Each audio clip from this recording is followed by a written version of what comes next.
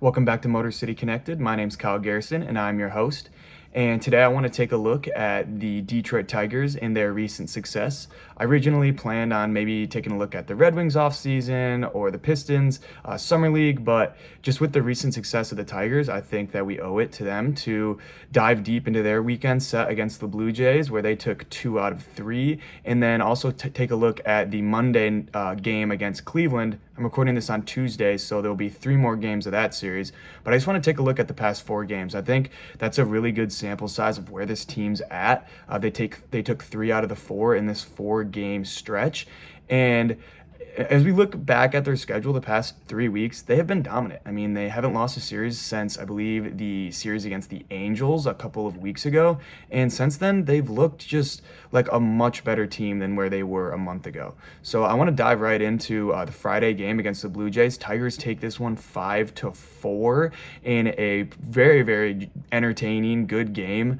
I mean, Toronto has a beautiful stadium. It's a great place to play, and the Tigers go in and they take game 1 right out of the All-Star break. So let's just dive deep into that. First, I kind of want to talk about the pitching in this one, and Jack Flaherty gets the start. He has been arguably the second best pitcher on the team this year behind Tarek Skubal, and he continues to show why we decided to pick him up this year. I mean, we only signed him to a 1-year prove-it deal just because he's struggled with some injuries to his back in the past, but he's been nothing short of great this year.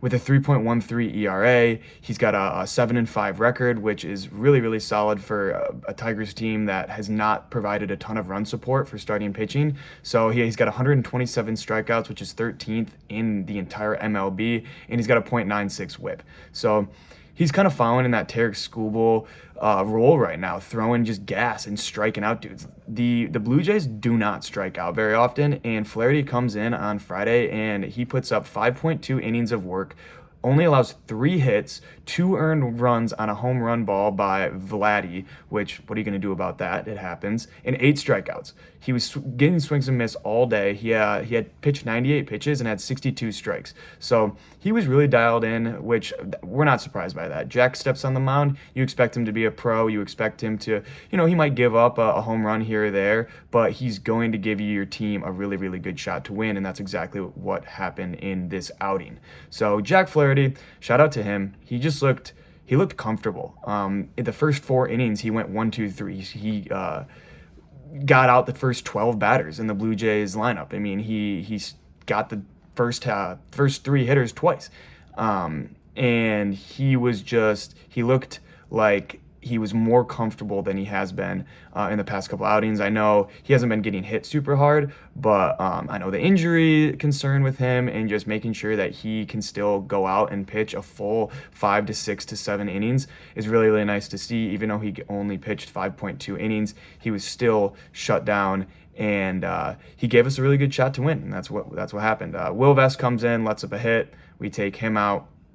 And then Andrew Chafin. He looked really solid as well out of the bullpen for us. He pitched a scoreless inning, as well as Tyler Holton has had a really good series this weekend, coming in on Friday for his first appearance of the weekend and not allowing a single run, getting ground balls, which is really nice to see from him. And we end up winning this game 5-4 with Tyler Holton getting the save in the bottom of the 9th inning.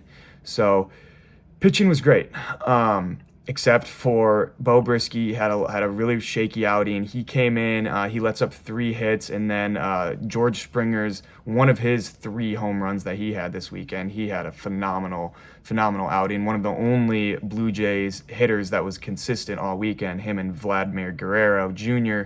were the 2 guys that really stood out to me from the Blue Jays lineup, and nobody else really did.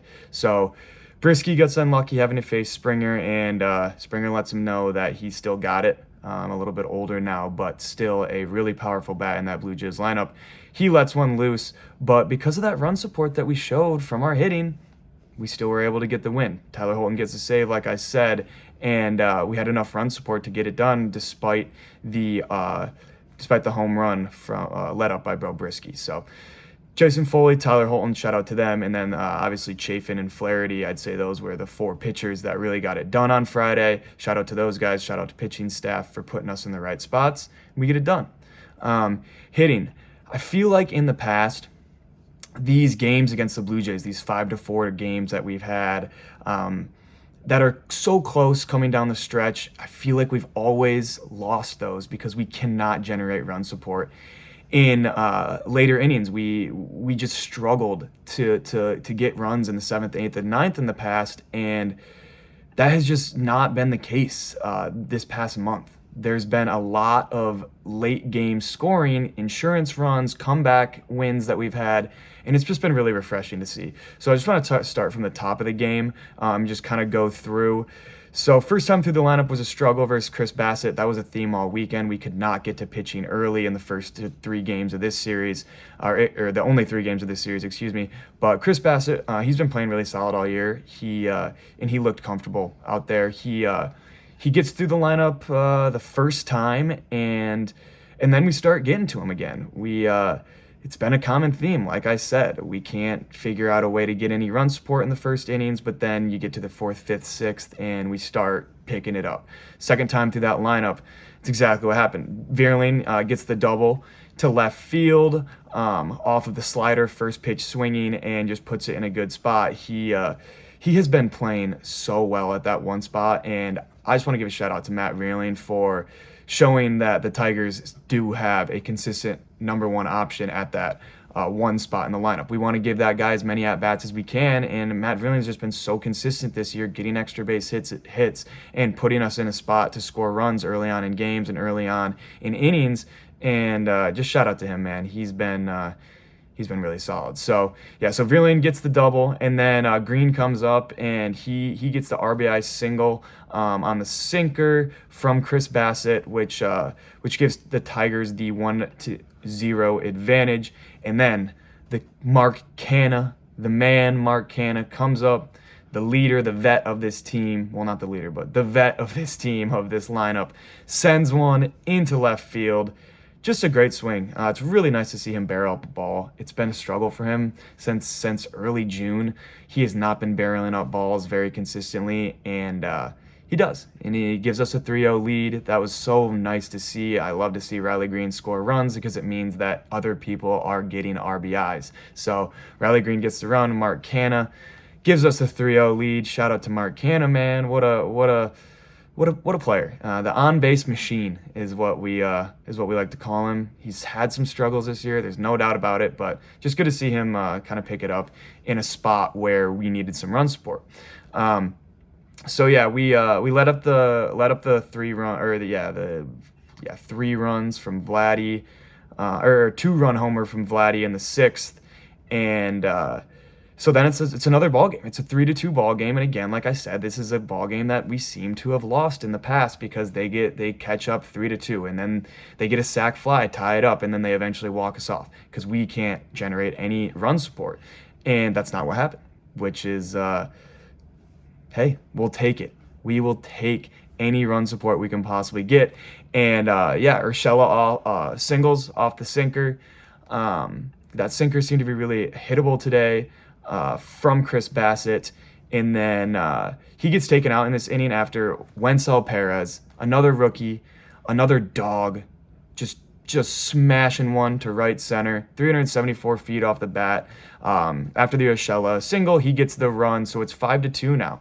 And again, these rookies, man, I'm telling you, Wencel Perez, he was not supposed to be as good as he is. He was not supposed to be a consistent everyday starter in this lineup when the season began. When he came up, everybody was like, oh, we know Wencel Perez, but really? That's an interesting play. Okay, I guess we'll go with it. I mean, again, AJ Hinch and management, they know more than we do. And Wencel has just came up and been exactly what we need in a Swiss Army switch hitter. He can hit from both sides of the plate. And it's just so nice to see him come into his own and really just like get some power on that bat. And that's exactly what he does, sending this ball to right center. It's 5-2, excuse me. We've got some run support, and it's all great in Detroit, man. Everything's clicking. Everything is clicking. And then George Springer, like I said earlier, hits the home run off of Bo Brisky after Kiermaier singled. So again, They come within 1 run. It's the bottom of the 8th. We're thinking, oh God, here we go again, here we go again. But this team does not fold. They're not phased. Even when they're on the road against a packed crowd on a Friday night, they get it done. Bottom of the 9th, like I said, Tyler Holton comes in, gets a ground out, gets a fly out, another ground out, game over. Tigers win 5-4, advance to 48-50 at that point, 2 games out of 500, going into the Saturday game looking to get the series win. Again, I don't want to touch too much. I think I went through pretty much everything on Friday, and I just want to say that was just an awesome performance. So, close game win. We love those. Let's take it to Saturday. Another unbelievable performance. Glorified bullpen day. Reese Olson comes in. He gets injured. He gets 2 inning-ending double plays off of ground outs. Back-to-back innings, and he's sitting like, oh my God, he's gonna go so many innings. He gets 2 innings, and he only has 30 pitches. We're thinking he's gonna go 6-7, and ends up having some shoulder tightness. I don't know if you guys have heard about that yet, but yeah, he's on the 15-day IL now. Really unfortunate, as Reese, he's at a 3.23 ERA. He's been lights out. His ground out rate is so high. He's not getting a ton of swings and misses, but he knows what he's doing. He's such a young pitcher, but he's still so confident on that mound. And the past month since the game against the Nationals, he has looked unbelievable. So unfortunate that he has to be on the IL. But next man up. It was a glorified bullpen day, and that's exactly what Juan Nieves, the bullpen coach, he wasn't prepared for that, but he did it, and it was great. Alex Faedo comes in and just absolutely dials in. He looked so locked in. He had 1 hit, 3 strikeouts, no earned runs through 2 innings. Just showing some confident stuff. His ERA is now down to a 3.35. He's looking like one of our best, if not the best bullpen arm we have. And when you're looking at our lineup right now for pitching, Kenta Maeda gets sent down to the bullpen. Casey Mize and Reese Olson are both on the IL. We only have 2 starting pitchers right now. Who knows? Alex Faedo's done it before. I could see him potentially getting a start and going 4 innings in one of these games in the future against the Guardians or against the Twins this weekend. So we'll see what happens there. I don't want to make any observations. I have no idea what their plan is, but if we need it, he's an option. So we'll take his great outing. That was really good to see. Unfortunate circumstance that he had to come in that position anyways, only in the 3rd inning. But he didn't look rusty. Didn't look like it bothered him to come in that early, and he just looked really solid. Kenta Maeda doing Kenta Maeda things. I'm gonna go through the whole pitching right here, but Kenta Maeda, 3 hits, 3 earned run. George Springer hits the home run off of him. I don't know what to say about Kenta Maeda. He looked great against the Dodgers. Then he gets knocked around. Oh no, it was a Vladdy 3-run bomb. One of the two, George Springer or Vladimir Guerrero, were the only people that were able to generate run support for the Blue Jays this weekend. So, in one of those two, you could guess was the one that would knock somebody around, and that's what happened. Vladimir Guerrero gets a 3-run home run off of Kenta Maeda. I don't want to be too negative because we did win this game, and that was the only runs that they had. But yeah, not what you love to see. He went 2 innings. His ERA is at a 7.07 now. Kenta Maeda. The signing was not great. Well, we've had some good offseason moves, bringing up some guys from AAA, but the acquisitions weren't great. And I don't want to be too negative just because we're going in the right direction right now, and we got a win in this game. But yeah, Kenta Maeda, jury is out on him. We'll see what they do with him in these next 2 months before the season's over. Tyler Holton again comes in. Was unbelievable. He had his ground out and fly out stuff going in the game on Friday, and then he comes in the 6th inning and 3 strikeouts, 1 hit, 3.17 ERA. Tyler Holton figuring it out. Good stuff to see. We love it. And then Shelby Miller shuts the door in the 9th to give us the 7-3 win. The Blue Jays looked really off balance this series. I don't really know if it was coming out of the All-Star break or if it was just a lack of confidence because they are 10 games or 9 games out of 500 after this series against us. So they're in a really bad spot and their fan base is not too thrilled. So I think there's a lot of pressure on them right now, but the rest of their lineup just looked terrible besides Vladimir Guerrero and George Springer. I was saying that George Springer had a home run in this game. His two-run home run game, was on Sunday, not Saturday. Vladimir Guerrero was the home run on Saturday. So but still, we get it done, and I want to talk about the hitting because the hitting was hilarious. It was awesome. I loved it. You say Kikuchi gets the start for the Blue Jays. Like clockwork, again, no runs in the first 4 innings of the game, I believe. Kikuchi has traditionally been a guy that can get through the first time through the lineup pretty seamlessly, and that's exactly what he did. He gets through the first. I think he went 1, 2, 3. No, he didn't go 1, 2, 3, but he goes scoreless through 4 innings against the Tigers. And he looked really, really dialed in. I think he had like 4 strikeouts through 4 innings. He looked solid, but fortunately, he's terrible the second and third time through the lineup, and we got to him in the 5th to get a 1-0 lead. And of course, Andy Ibanez smashes lefties, and that's just at this point. You just can't throw to him as a lefty pitcher. He is going to hit you. It might not be every single time because that's impossible for major league hitters to do, but he's going to get to you eventually. And that is it's like clockwork. He gets the double and double to left, and then Vilade scores on the air, and Ibanez is able to get to third base. I like to look at it as a triple because it was really, really deep, and it was just a terrible fielding error by Dalton Varsho, though, which is crazy because he's been like unanimously the best outfielder defensively in the league, and he showed that on Sunday, but makes the mistake here. We're able to get the run out of it, but then Malloy flies out. And then again, with Kenta Maeda, though, in the bottom of the 5th, he went 1, 2, 3, and then, of course, comes in the 6th and just gets completely knocked around. But it didn't matter at that point. We were up 7-0. The top of the 6th, we go in with a 1-0 lead, and Jake Rogers hits a grand slam out of nowhere. Jake Rogers has been pretty bad, I would say, in the past couple of months. He's only hit 7 home runs on the year. Last year, he was above 20 home runs. I don't know the exact number, but he was a big power bat in this lineup. And this year, it's been Carson Kelly at the catcher spot that's been giving us power. And Jake Rogers comes in, hits a grand slam off of Yakuchi, and just like that, we're up 5-0. So shout out to Jake Rogers, man. Veerlin gets on base, and then Mark Cannon gets walked, Perez hit by pitch. And we've traditionally been pretty bad when bases are loaded. I have not seen us hit very many grand slams. And of course, we hit grand slams on back-to-back days with Jake Rogers on Saturday and then Justin Henry Malloy on Sunday. So Jake Rogers, shout out to him, man. It's really good to see him getting that bat hot. Hopefully he can start to be a consistent guy that can start giving us some power in the lineup. But we'll see. He's a pretty inconsistent guy sometimes. Sometimes he rakes for a week, and then sometimes you don't hear from him for a month. So we'll see how that goes. We'll see how that plays out. He does get the infield Little League home run in the game on Monday against the Guardians, which was hilarious to see.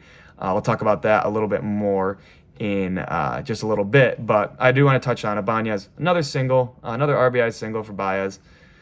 Nothing new. We expected at this point, and then Ibanez scores on the wild pitch. So we're up 7-0 with a comfortable lead. And again, I talked about the pitching from Maeda in the 6th where he gets knocked around. But other than that, the final 3 innings of the game were marvelous. And I loved it. I'm trying to use some new vocabulary. So marvelous was the word that I wanted to use for the Tigers bullpen in the last 3 innings, as they only allow 1 hit.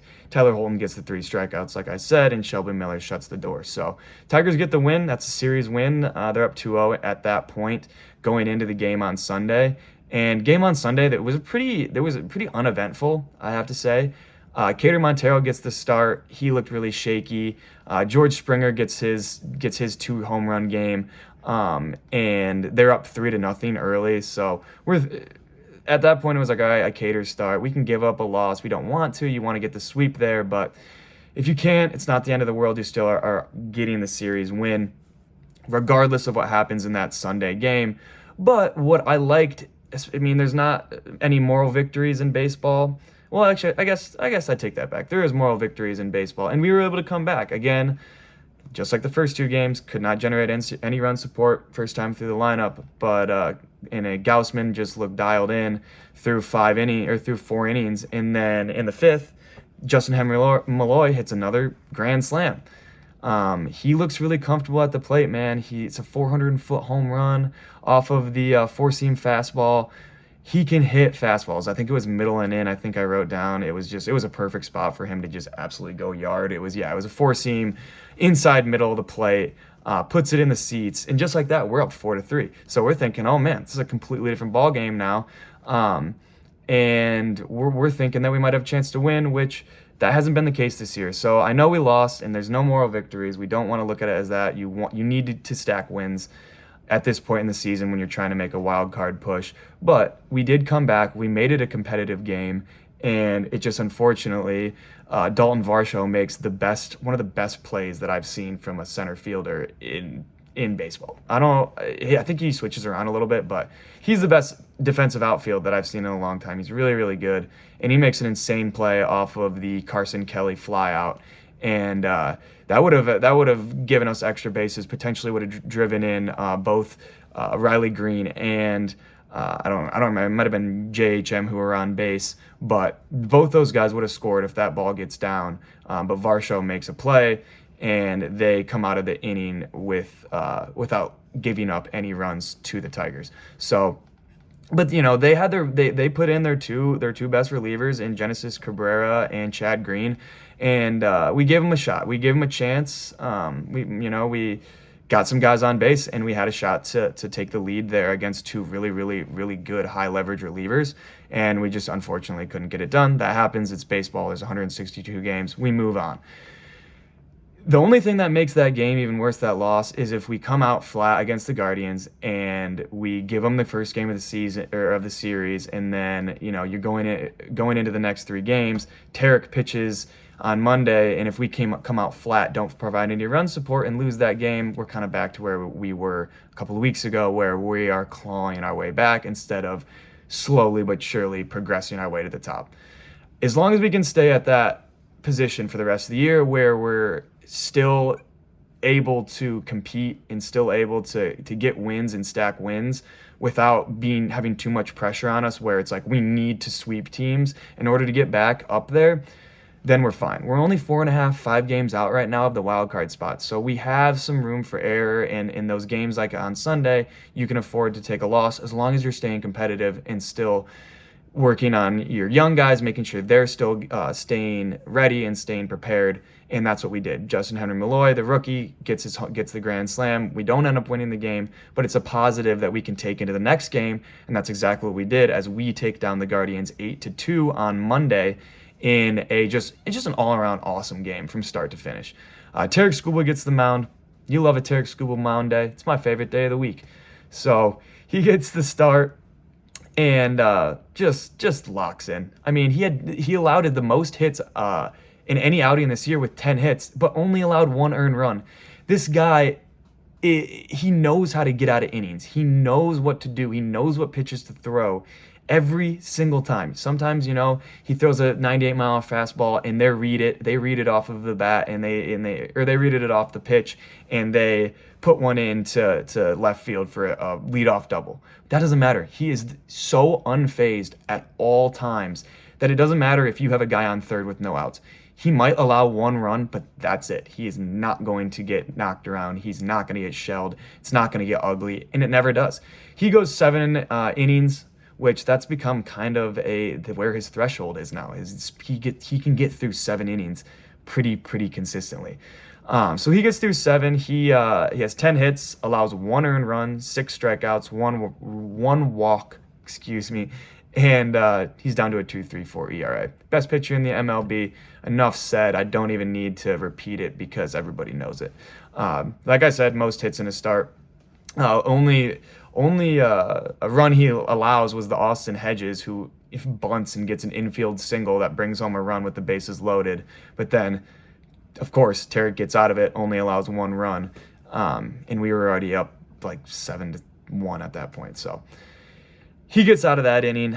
Great outing from him. I mean, it's just what he does. I also had a note here. He's top 5 in all main statistical categories for the MLB right now. And when I say main statistical categories, win-loss rate or win-loss, he's 11-3. He's second in ERA, 2.34 and 146 Ks, tied third, and a .92 WHIP, second in all of Major League Baseball. If that's not the sign of a pitcher who is as well-rounded as they get, I don't know what is. So shout out to Tarek. I want to take a look at the bullpen.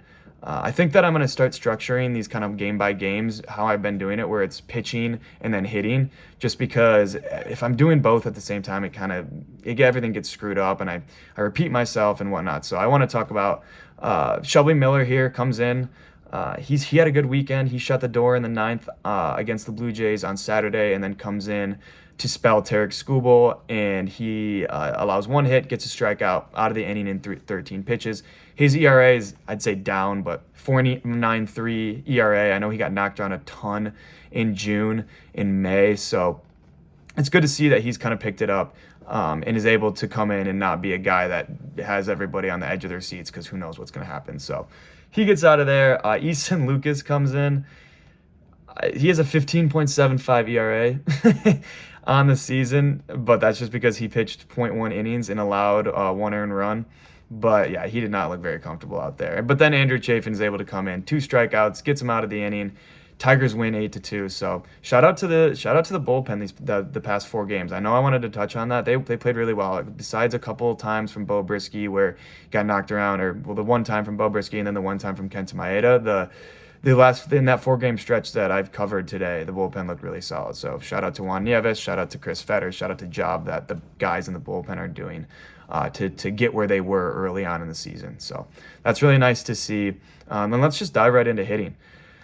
So yeah, first during the weekend series, couldn't get a run to save our freaking lives, which was so frustrating. But I come out of this one, Vierling double right off the rip. Again, what a great guy to have at your one spot. I love him. I'm so happy that he has stayed on this team, and I'm so happy that we made that trade for Gregory Soto for Vierling a couple of years ago. That was a really solid trade, and he's just been playing like a guy that can stay at that one spot for a long time. So he gets the double, and then Malloy, home run, 2-0 off the rip. This guy is showing what he can do. He's got a 770 OPS on the year, man. 770. I don't know if anyone remembers when he first came up, it was a struggle. He was not comfortable at the plate whatsoever. They were just blowing it by him. The starting pitching for other teams knew exactly how to play him, and they weren't allowing him to walk very much because that's kind of where he has made his bread and butter. Is he's a big walk guy, so he forces pitchers to throw strikes. But they were blowing it by him, and he looked really rattled. It was kind of a tough pill to swallow because he was the replacement for Spencer Torkelson, and it was really tough watching him struggle. But man, watching him go off in these past couple weeks it's just so great to see. Kid's got power, man. Kid's got Spencer Torkelson power with Riley Green walk rate type of stuff. This kid's gonna be special. He's the long-term DH. I don't want to hear anything about it until until the start of next year. For the rest of this year, for the foreseeable future, let's keep this guy in the lineup consistently because he has been really, really solid, and it's been fun to watch him grow as a hitter. Yeah, he's been awesome. So shout out to JHM for giving us that 2-run lead in the first inning, and then just giving Tarek Skubal the extra oomph he needs to get through the rest of the game, and that's what he did. So and then we struggled a little bit. Actually, no, we didn't struggle at all hitting throughout this entire game, because Jake Rogers in the top of the second, out of all people, like I said earlier, talking about his grand slam, he gets a triple to center and scores. He had another Little League home run for a Tigers player. It's unbelievable that this has happened twice this year. With the one from JHM a couple of weeks ago, and now Jake Rogers. JHM, I get it. He's actually JHM's not insanely fast, and either is Jake Rogers. It's so bizarre to me that these guys are getting infield home runs. It's awesome. I love it. It's just hilarious to watch Jake Rogers sprint around the bases and slide in for a little league home run off of a ball that the center fielder Martinez for the Guardians totally biffed that. That was a stand up double if he just lets that drop. But we'll take it. We'll take it all day. Shout out to Jake Rogers. So yeah, Perez scores on that one. That's a 2 RBI infield home run for Jake Rogers. That's what I'm talking about. 4-0 Tigers at this point in the game. And then, like I said earlier, the Austin Hedges infield bunt to get the RBI, make it 4-1. And then just some great insurance later on in the game. We struggled through 3, 4, 5 innings. We weren't able to get any run support, but I mean that happens. It's baseball. But the dispersion of runs throughout these innings was really nice because we scored in the first, scored in the second, scored in the sixth, scored in the top of the eighth, and scored in the top of the ninth. So we are able to score in different innings, and it just helps our pitching, just gives them confidence to go out there when you're watching your offense just stack together runs. So yeah, Perez doubles in the sixth for Mark Canha to score, and then he gets pushed over to third, and then Urshela gets the sacrifice fly. So you get 2 runs in the sixth off of the Perez double and the Urshela sac fly, and then another Urshela sac fly in the top of the eighth. So, I mean, that's what Gio Urshela does. He does productive outs and he gets singles, and sometimes he's good for an extra base hit. That's why he's a 6th spot in the lineup consistently. So we'll take it. We'll take runs any day. We'll take productive outs. He's never going to be a power guy. We know that now. He's pretty old. So we'll take productive at-bats from him, getting some RBIs, and just run support, man. So that's all you can ask for from an offense that has struggled with that in the past. Getting those runs, getting 1 to 2 runs in these 6th, 7th, 8th innings is really, really important to get those squeak out wins, because you never know what's going to happen. It's baseball. Teams get hot in different innings, and you never know. Some team can put a 5 spot up, but if you're able to consistently match what other teams are doing, then you're going to find ways to win games, and that's what we did. So yeah, the Urshela sacrifice fly in the 8th, and then, I mean, Colt Keith. This was a day of the rookies, man. JHM, Wenzel Perez, and Colt Keith. Shout out to the rookies, dude. Yeah, Colt Keith comes up. He homers. Some run support. It was 7-1 at that point, and wouldn't have mattered anyways. But he sends one on a slider, just middle, just smokes it to right field. I mean, he has arrived. That is, I mean, I don't even need to say that because everybody is aware. But he has arrived. If you're not familiar with Colt Keith, you should get familiar now, because he is that guy. He signed that long-term deal before the season started, and man, has it paid dividends. Love that kid. Shout out to Colt Keith. Shout out to the Tigers, man. Get the dub, 8-2 on the road. Start the series against the Guardians with getting within one game of 500, and now we have a positive run differential at +3.